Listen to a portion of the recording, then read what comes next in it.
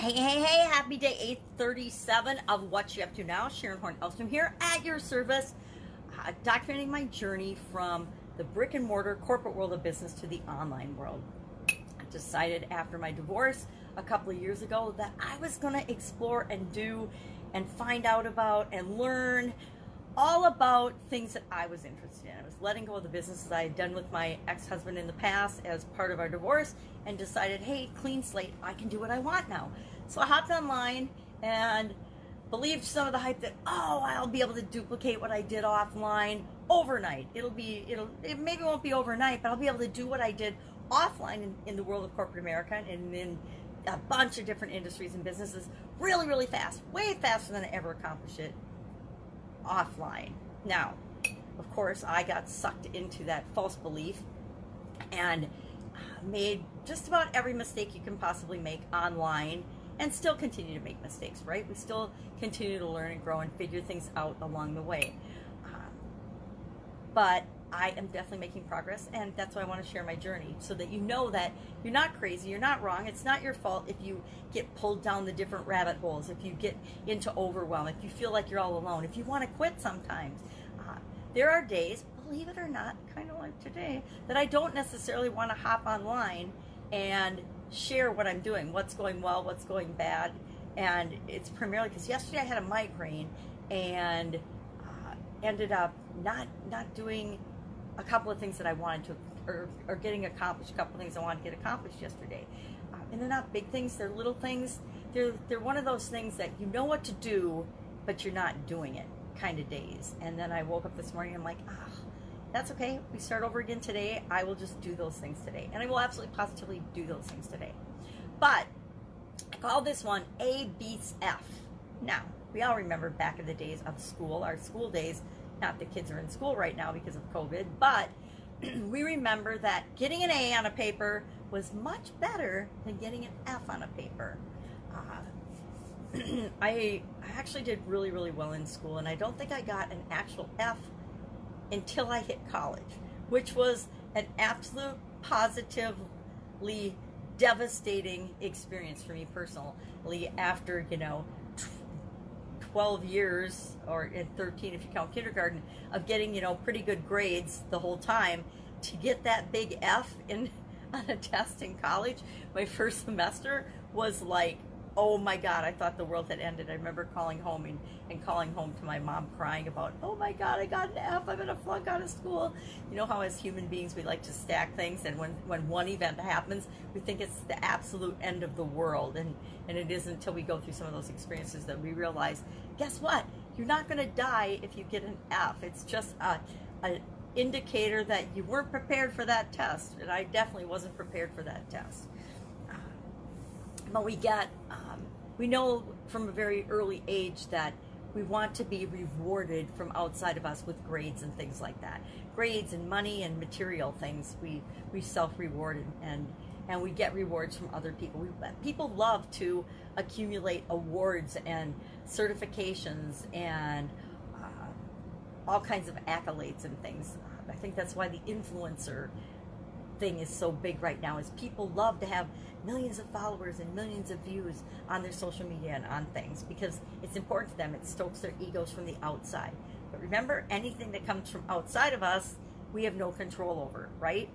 It's the things that come from inside of us that we have absolute, complete control of us over. Like my cloggy throat, that comes from inside of me. So A versus F. Now, why I'm thinking about the letter A today is A is our Get Up and Go Challenge letter today from SOAP, the little acronym that we set up for our way of dealing with challenges, way of dealing with situations that are not ideal in the first place, right? Things that we want to change. The big word right now is pivot. We need to pivot, we need to pivot, we need to pivot. You know what? A pivot is just a change. We need to change. We need to keep up with the times. We need to progress. We need to take action, which is the A in SOAP today. The secret's out. We need to take action, right? We need to know what to do and then do it. Not just know what to do, but we actually have to take action, make a move, and do it. So that's going to be the topic of the Get Up and Go Challenge today. And action always is better than inaction. Now, I'm sure people are thinking, well, if I would have just not done this, then I would have been okay. Well, yeah, sometimes, but inaction, procrastination, not doing anything, that's making a choice. And usually inaction, procrastination, and not doing anything, it's a choice, it's a viable option, but it's generally not the best option for us among all the alternatives and all the things that we could do. So I always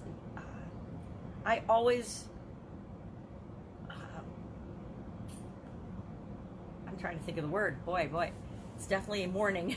I always will go for action versus inaction. I will always choose action and immediate action if I absolutely positively, if I will do everything that I can to take an immediate step toward what I want as soon as I make a decision toward what I want.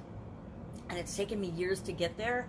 I used to overthink and overanalyze everything, and all I realized was that was paralyzing me and preventing me from finding out if the idea or the thought or the thing that I wanted to do was going to work or not. Sometimes we just have to hop in with both feet and test the thing to know how it's going to impact us, to know if it's going to work or not.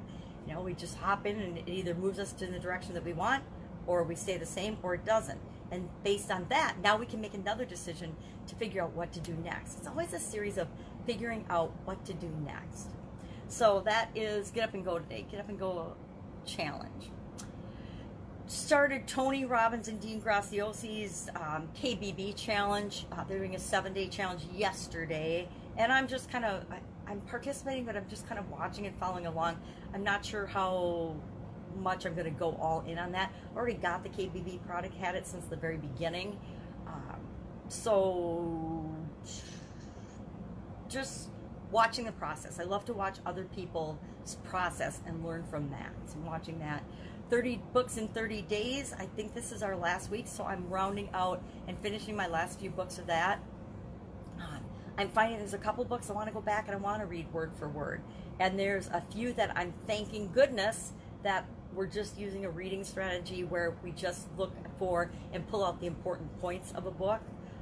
I'm finding that that's going to be a strategy and a method that will serve me very well going forward, especially as my vision gets worse and worse. I won't need to read every word. I'm trying to figure out how am I going to make that happen with Audible, because as my vision gets worse, I'll be going to more auditory things, and I don't know that they've got a way that you can skip around or speed. I probably can speed up. I'm sure you can speed up. Can you see I haven't really looked into Audible yet because I'm being resistant and I don't want to go for some of those changes yet. I will, but not yet. Yes, I am one of those people that is looking for a miracle that will bring my vision back. What else is going on? Fun Day Challenge today was day 128, and it was all about ambition and progress. It was about what is something you're ambitious about, which I love that topic. Day idiom was get in on the ground floor, which is really a great idiom because almost all of us have started or gotten in on the ground floor of something. If you're a parent, you get in the ground floor of raising your kids, right? Whether you want to or not. From the time they're born to the time that they're grown, you are getting in on the ground floor of who they become and the person that they develop into. I've loved watching my kids grow and being a part of that experience. If you start a business, if you start a group, if you start an organization, if you start anything, you're in on the ground floor. If you don't even have to be the one that starts it or has the idea, you can be one of the founding members. They have founding members for Facebook groups and for groups now. You can be a founding member or a beta tester of somebody else's ground floor idea and activity. I've been a beta tester for a lot of people's products and services, and some of them took off and became really, really successful, and others, stayed on the ground floor. They never took off. They fizzled out, and they fizzled out not because they were great ideas, because they always were, but because something changed in the initiator's experience or life or desire. They decided, hey, I'm not going to move forward with this product or service. I've been in on the ground floor of creating new flavors of ravioli. I've been in on the ground floor of building businesses. And again, some were really successful, some crashed and burned because that's what happens. But all of those experiences, whether the business succeeded or failed, I learned a lot from. If I look back on my life, I've actually learned a lot more from the things that didn't go right and the failures and the challenging times in my life than I've ever learned from when things were going smoothly and well. When things are going smoothly and well, I set up a system and a process and I let it work on autopilot. When things are not going well, or something's broken, or there's a flood in the kitchen, or there's a challenge, or an obstacle that comes up, or a change in the environment. Are we all experiencing a change in the environment right now? Absolutely, positively. That's when we put on our solution hats, right? Our problem-solving hats, and we look for solutions, and we get really, really creative. And to me, that's a really exciting time. So as people are freaking out over what they're losing and what's not working anymore, I'm saying, oh my God, look at all the opportunities. Look at what you could do now. Look at what you can do here. This is freeing us up. You know, the biggest objection I've ever heard from people about doing anything has always been, I don't have the time to do that. Or, and even in my own life, I waited until I would lose a job or get fired before I would look for a new one. No matter how unhappy I was in that situation, I get what I call the 3-year itch. I would still stay until something happened that made me really want to leave or go. So I get that itch. And I did the same thing in my Italian food manufacturing business. I wanted to, was always running in the background, and I wanted to do something new and start something new for a really, really long time. But I stayed there because it was successful and we just kept going with it. Although I knew that I was supposed to be doing something else, something more, something different. And it wasn't until my divorce forced the sale and the disposition of that business that I actually let myself move on to something else and come online. But I've been, not dabbling or doing anything online, but watching and curious about it for at least a decade before then, right? Probably longer than a decade. I was, one of those early adopters of the internet, and I was fascinated by the internet.